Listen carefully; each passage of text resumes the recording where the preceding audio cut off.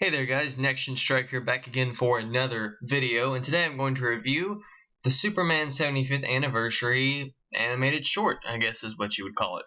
But basically this was released today, and it's free. It was released by Warner Brothers, so it's cool to go and watch it if you're worried about that. And it will be included on the Man of Steel Blu-ray, so if you want to own it, there's also that, so you don't have to worry about downloading it. But yeah, I'll have a link in the description if you want to see it. It is really cool and worth checking out.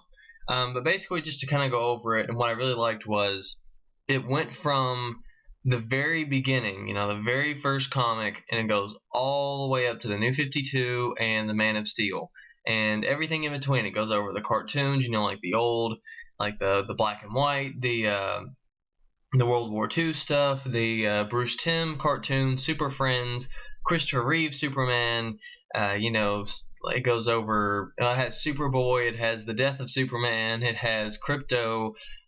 I mean, it just has pretty much everything you can even think of. Now, there's some stuff that I didn't know because obviously I wasn't around in the 30s, 40s, 50s, whatever.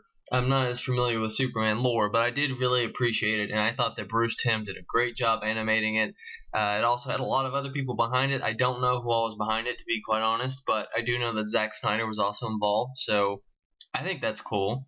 But yeah, what I did like is that it was really stylistic. It had issues of the comic animated, so it would show Superman with the crushed car in the very first issue, and then it'd have him throwing it and flying out of it. And I thought that was really cool. So just stuff like that, really cool. And the music was also really awesome because it started off with the original Superman theme from the first cinematic film, and it used that for most of it. But then once I think Superman started fighting Doomsday and stuff, and it started showing Superboy and all that stuff, then it switched over to the Man of Steel theme, and maybe slight variations on those themes, but I thought it was really cool, and it was to show and usher in the new sort of style of Superman and where he's going.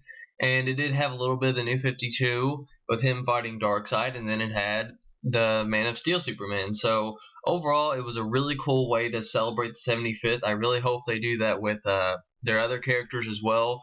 I think Batman's would be next year, so that should be interesting to see how they handle his 75th, because he's got a lot of really cool things too. And he has a lot more. Well, I don't want to say his arcs are better, but there's certainly going to be a lot of interesting key points there. I mean, I'm a bigger Batman fan than a Superman fan, so I'm interested in that. But regardless, it's really cool. Of course, I'm going to be buying the Man of Steel on Blu-ray, so I'll own it, and proud to own it because it's really cool, really worth watching. I would highly suggest watching it. I mean, it's only 2 minutes, so what's the harm?